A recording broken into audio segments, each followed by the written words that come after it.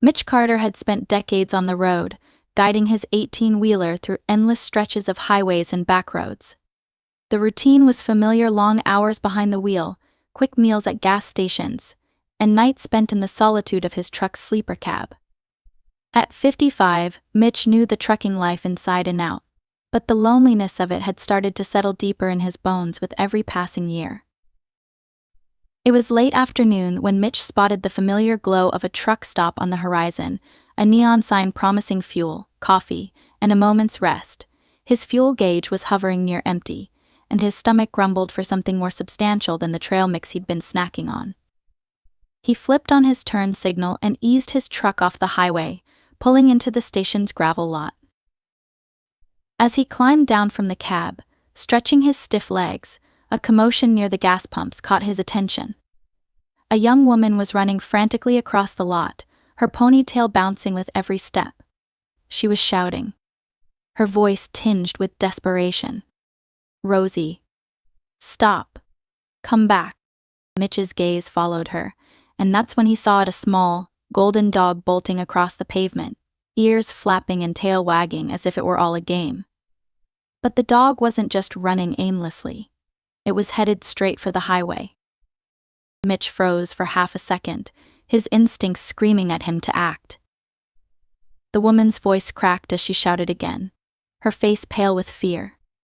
"Rosie, no." Dropping everything, Mitch took off at a sprint, his boots pounding against the asphalt. The dog was small and fast, darting between parked cars and heading closer to the on-ramp. Mitch's heart raced. He didn't know the dog or the woman, but he knew he couldn't stand by and do nothing. "Hey girl," Mitch called out, trying to keep his voice calm despite the urgency. "Over here." The dog hesitated for a moment, her ears flicking at the sound of his voice. She glanced back, her dark eyes wide and full of mischief. But the rumble of a passing semi on the highway seemed to spook her, and she bolted again. Mitch cursed under his breath, picking up speed. He didn't have a plan, just a single-minded determination to stop the dog before she ran onto the busy road. As he rounded the corner of a parked RV, he saw his chance. Rosie had slowed slightly, her head turning as if debating which way to go next. Without thinking, Mitch dove forward, landing hard on his knees as his arms shot out. He caught her just as she was about to dart away, his hands closing gently but firmly around her middle. "Gotcha," he panted, pulling the squirming dog close to his chest. She wriggled and yelped for a moment, but when Mitch didn't let go, she stilled, her small body trembling against him. By the time Mitch stood, the young woman was running toward him, her face flushed with relief. "Oh my gosh, thank you. Thank you so much," she gasped, reaching out for the dog. "Rosie, you little troublemaker." Mitch handed her over carefully, his hand shaking slightly from the adrenaline. "She gave me a run for my money," he said with a small grin. The woman hugged the dog tightly, her voice thick with emotion. She slipped out of her harness. "I thought for sure she was going to run into traffic. You saved her." "Glad I could help," Mitch replied, brushing gravel from his jeans. He glanced at the highway, the rush of cars and trucks a stark reminder of how close they'd come to disaster. "She's a fast one, that's for sure." The woman nodded, tears glistening in her eyes as she stroked Rosie's fur. "She means everything to me. I don't know how to thank you." "No need," Mitch said, waving off her gratitude. "Just glad she's safe." As the woman calmed Rosie down, Mitch finally had a chance to catch his breath. His knees ached from the dive, and his palms were scraped raw, but it was worth it. The relief on the woman's face and the soft wag of Rosie's tail as she nestled into her owner's arms told him all he needed to know. "What's your name?" the woman asked, shifting Rosie to one arm so she could hold out her hand. "I'm Lauren." "Mitch," he said, shaking her hand. "Thank you again, Mitch," Lauren said, her voice earnest. "You have no idea what this means to me." "It's no trouble," Mitch replied. But as he looked at Lauren, he noticed the tiredness in her eyes and the frayed edges of her clothes. She looked like someone carrying more than just the weight of a runaway dog. Before he could ask if she was all right, Lauren glanced down at Rosie and sighed. I should get her back in the car before she tries to pull another stunt. Thanks again. Mitch nodded, watching as she walked toward an old, beat-up sedan parked near the gas station store. Rosie looked back at him over Lauren's shoulder, her tail wagging like she remembered her new friend. As Mitch returned to his truck to refuel, he couldn't shake the feeling that there was more to Lauren's story. Something about her frazzled demeanor and the way she clung to Rosie told him she was holding on to more than just a runaway dog. Little did he know, this small moment of kindness was about to lead him on a journey he never expected. Mitch finished refueling his truck and was checking his route on the GPS when he caught sight of Lauren again. She was parked near the far corner of the lot, kneeling beside her car with Rosie sniffing around on her leash. Mitch tilted his head, narrowing his eyes. Something didn't seem right. Lauren stood abruptly and popped the car's hood, the gesture quick and frustrated. Mitch could see the tension in her shoulders even from a distance. He hesitated, debating whether to get involved further. It wasn't his business, but then again Rosie was. The little dog had settled into Mitch's thoughts like she belonged there, her wagging tail and bright eyes a vivid reminder of how close she'd come to disaster. With a sigh, Mitch slid his cap onto his head and walked over. Everything all right? He asked as he approached. Lauren looked up, startled. Her face softened when she recognized him, but the worry didn't leave her eyes. Not really, she admitted. The car won't start. I think the battery's dead, but honestly, I'm not sure. It's been acting up for weeks. Mitch stepped closer, glancing under the hood. Mind if I take a look?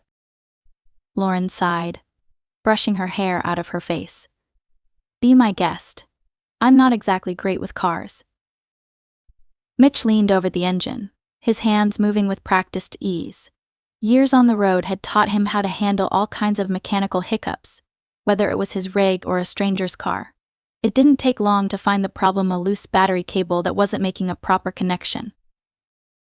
Looks like your cable's come loose, Mitch said, tightening it with a quick twist of his hand. Not a major problem, but it's probably why it won't start. Lauren let out a shaky laugh.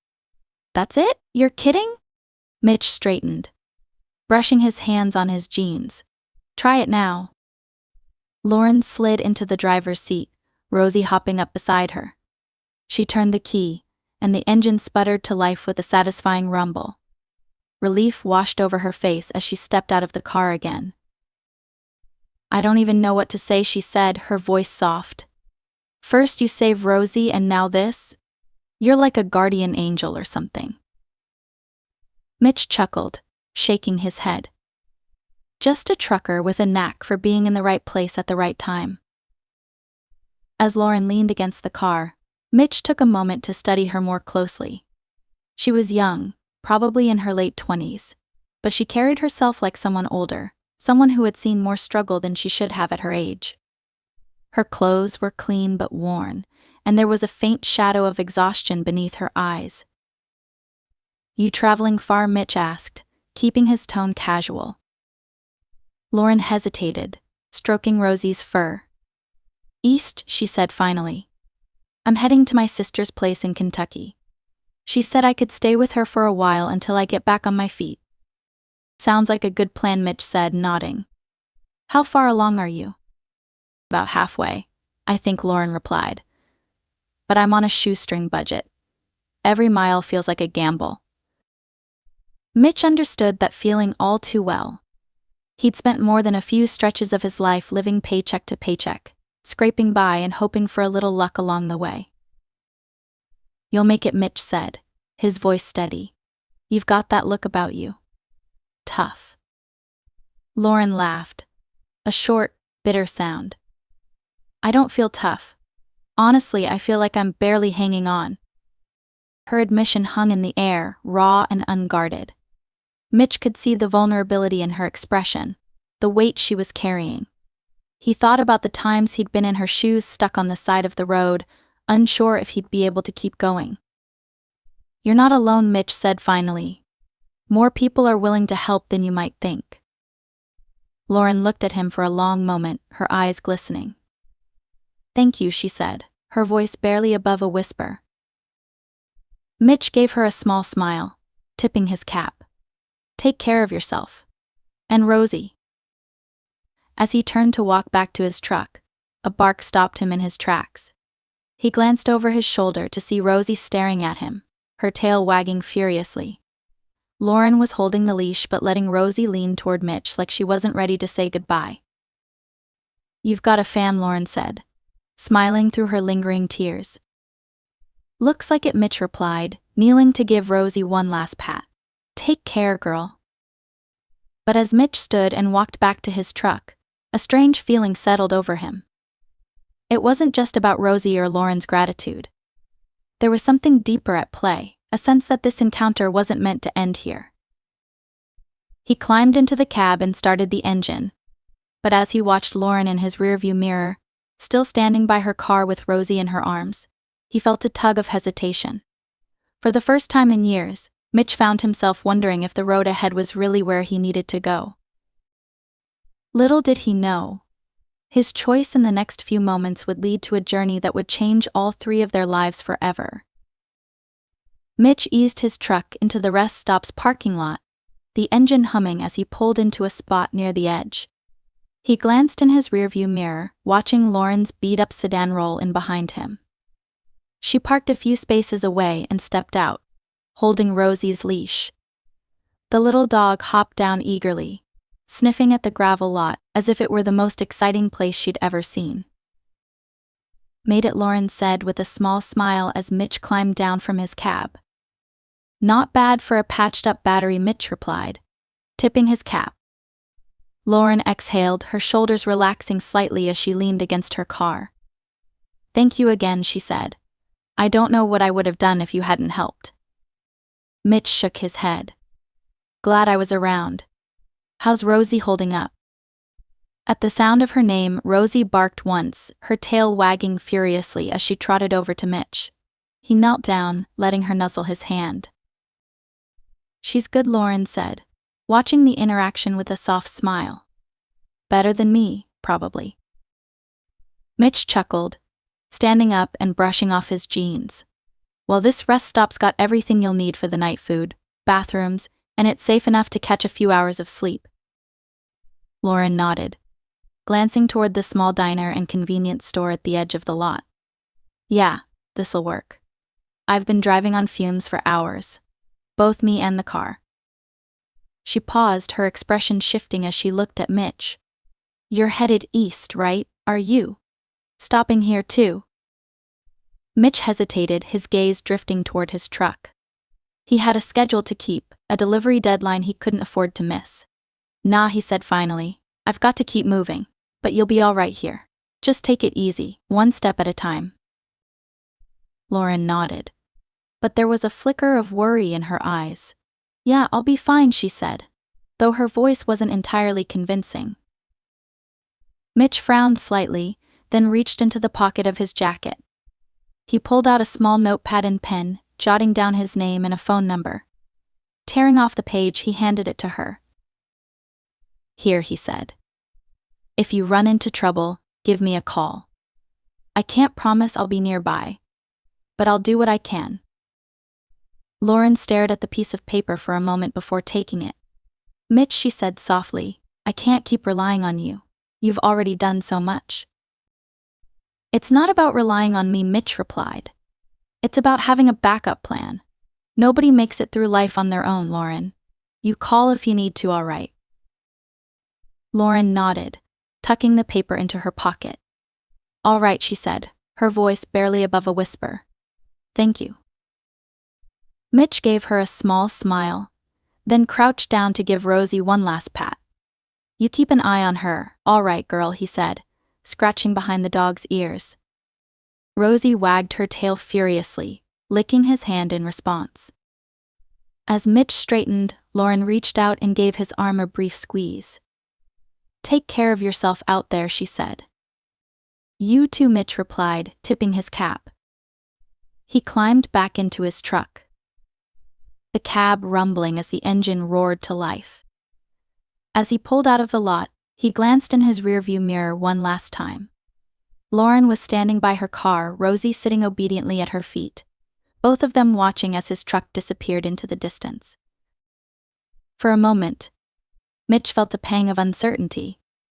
He couldn't explain it, but something about the encounter stayed with him, as if the road had briefly opened up a different path he hadn't fully explored. Shaking the thought from his mind, Mitch focused on the highway ahead. He didn't know what lay in store for Lauren and Rosie, but a part of him hoped their paths would cross again. A month had passed since Mitch last saw Lauren and Rosie at the rest stop. Life on the road had rolled on as usual, long stretches of highway, distant horizons, and the steady hum of his 18-wheeler filling the lonely cab. Mitch had thought of them now and again, especially during quiet nights parked under the stars, but he'd convinced himself their paths had crossed for just that moment in time. Then his phone rang. Mitch was parked at a truck stop just outside Lexington, Kentucky, sipping lukewarm coffee as he reviewed his next delivery route. The phone screen lit up with an unfamiliar number, but he answered anyway, more out of habit than curiosity. "This is Mitch." A familiar voice answered, warm and hesitant. "Mitch? It's Lauren." Mitch sat up a little straighter, his mug halfway to his lips. "Lauren? Well, I'll be. How are you doing?" He could hear the smile in her voice. "Better. Much better, actually."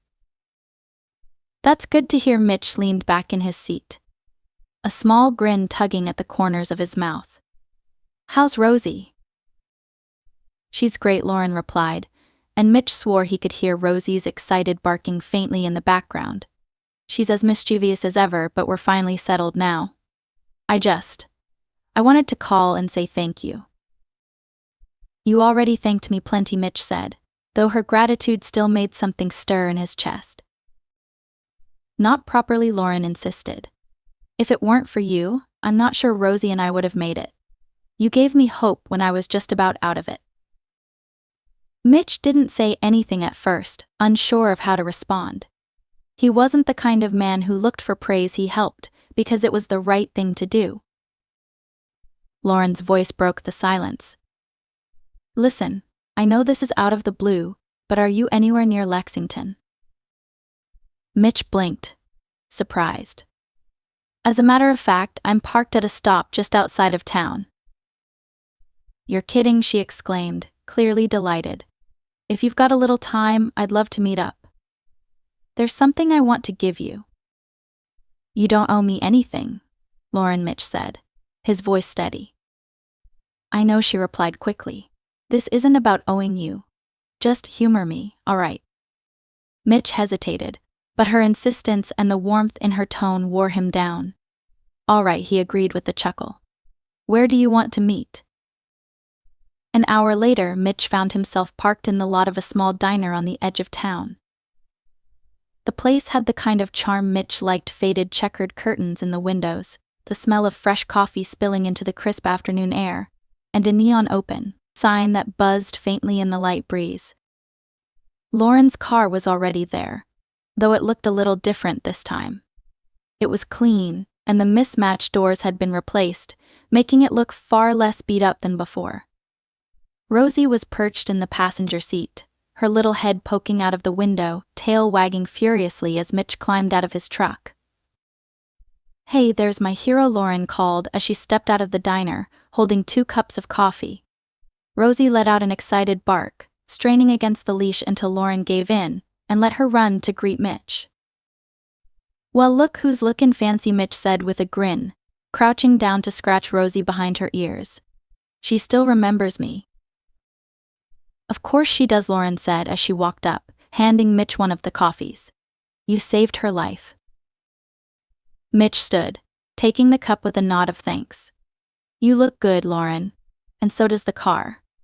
Looks like things are turning around for you." "They are," Lauren said, her smile wide and genuine. "After I got to my sister's place, I started helping out at a local vet clinic. Just cleaning cages and answering phones at first, but then they offered me a full-time job when they found out how much I loved working with animals. I've been able to save a little, fix up the car, and get back on my feet." Mitch's chest swelled with pride, though he kept his tone casual. Knew you had it in you. Lauren smiled, but then her expression turned serious. There's one more thing, Mitch. You remember that phone number you gave me? Sure, Mitch said, sipping his coffee. Well, Lauren continued, pulling a small envelope from her jacket pocket. The vet clinic I'm working for was hosting a fundraiser last month. They asked me to write an essay about someone who'd shown kindness in a time of need, someone who deserved recognition. So I wrote about you. Mitch frowned slightly, confused. About me? Lauren nodded, holding out the envelope. And it turns out, you won. Won, Mitch echoed, taking the envelope cautiously. There was a prize for the person the clinic chose, a reward of $1,000, Lauren explained, her eyes bright with excitement. It's not much, but it's a small way to thank you for everything you did for me and Rosie. Mitch opened the envelope slowly, his rough hands brushing against the crisp check inside. His name was printed clearly, along with the amount, $1,000. He stared at it, stunned into silence. I don't know what to say, Mitch murmured after a moment, shaking his head. I wasn't looking for a reward, Lauren. I know, Lauren said softly. That's what made it so easy to write about you. You didn't have to stop for Rosie that day. You didn't have to check on me, or fix my car, or give me your number just in case. But you did. And because of that, I'm here. We're here.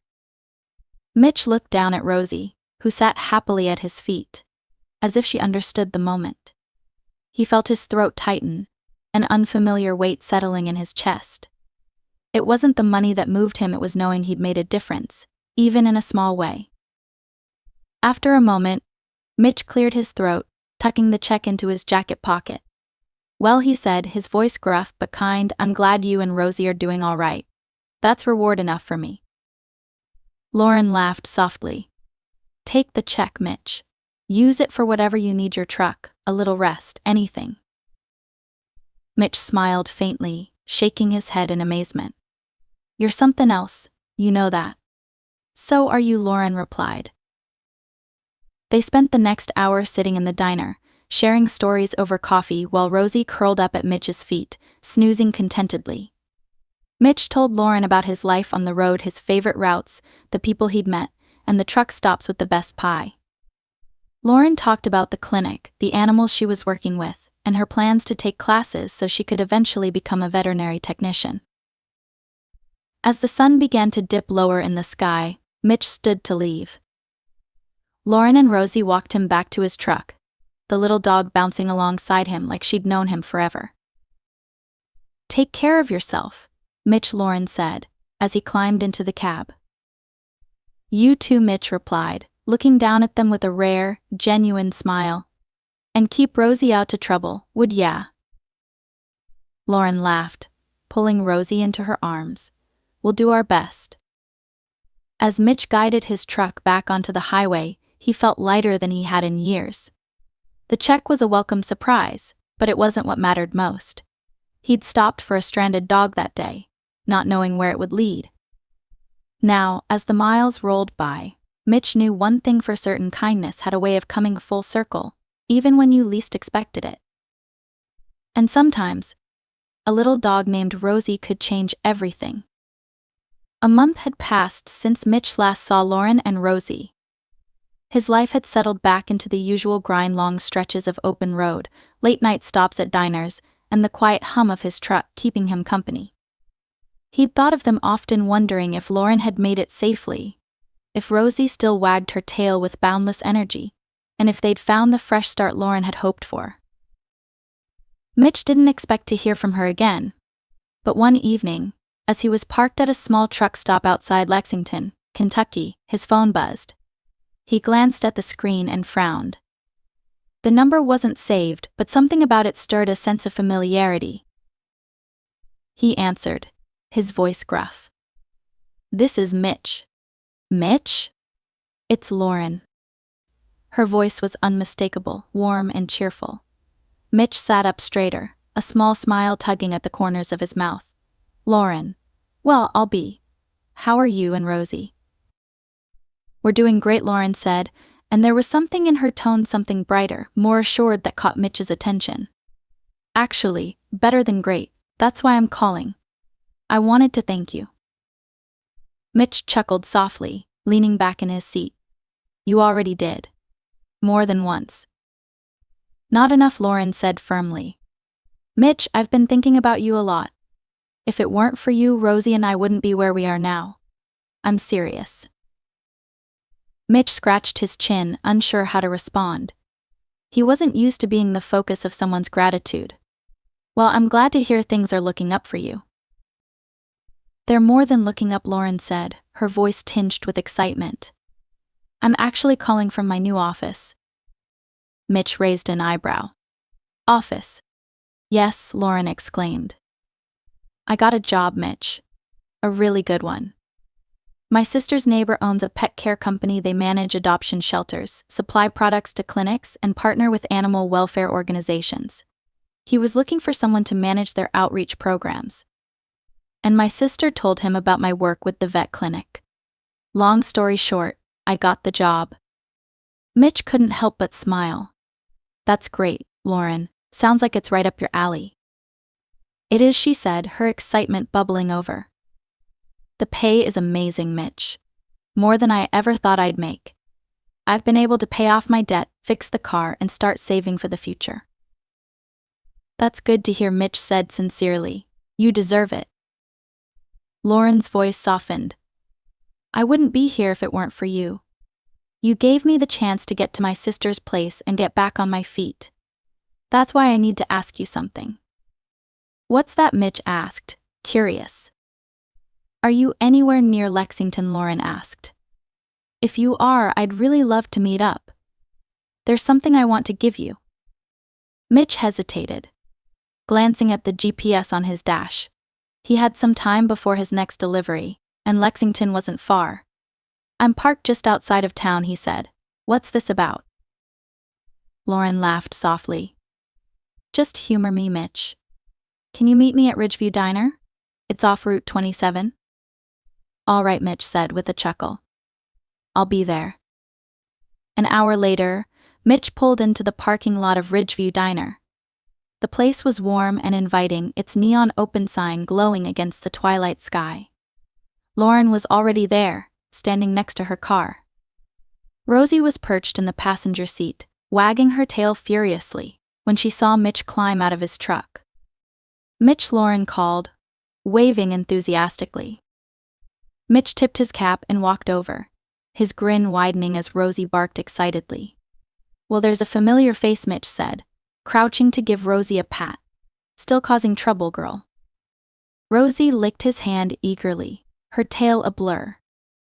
She remembers her hero, Lauren said with a laugh, walking up to join them. It's so good to see you again. You too, Mitch said, standing to face her. And you're looking like life's treating you well.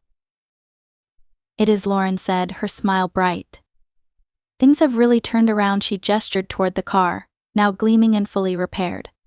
No more worrying about whether the car will make it another mile. And no more worrying about where Rosie and I will sleep at night. That's good to hear, Mitch said. Lauren reached into her purse and pulled out a small envelope. But I wouldn't be here if it weren't for you, Mitch.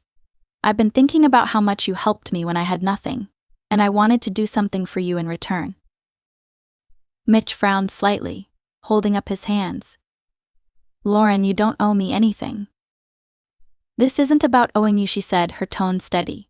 This is about paying it forward. You stepped in when I needed it most, and because of that I got my fresh start. So please, just take this. She held out the envelope, and Mitch hesitated before taking it. Inside was a crisp check. His name was written neatly across the top, and the amount made his eyes widen. $5,000. Mitch stared at the check, stunned. Lauren, this is too much. I can't take this. Yes, you can, Lauren said firmly. You told me once that we all need a hand sometimes. Well, this is me giving one back. I know things haven't been easy for you either, and if anyone deserves a break, it's you. Mitch felt his throat tighten, the weight of her words settling deep in his chest. For years, he'd made a habit of helping others without expecting anything in return. To have someone turn around and show him the same kindness felt overwhelming. "Thank you," Mitch said finally, his voice low. "I don't know what to say." Lauren smiled softly. "You don't have to say anything. Just promise me you'll use it for something that makes your life a little easier. You've earned it." Mitch nodded, tucking the check into his jacket. "I'll make good use of it," he said, his voice steady but filled with emotion. Rosie barked again, as if sealing the deal, and Mitch laughed, crouching to give her one last scratch behind the ears. "All right, girl," Mitch said with a grin. "You and your mom take care now, you hear?" "We will," Lauren said, her eyes bright. "And Mitch, don't be a stranger." As Mitch climbed back into his truck and pulled out of the lot, he glanced in his rearview mirror, watching as Lauren and Rosie waved goodbye. The check in his pocket was more than money. It was a reminder that kindness, no matter how small, had a way of coming full circle. For the first time in years, Mitch felt like the road ahead wasn't just a path to his next delivery. It was a place where good things could happen, where people could meet by chance and change each other's lives for the better.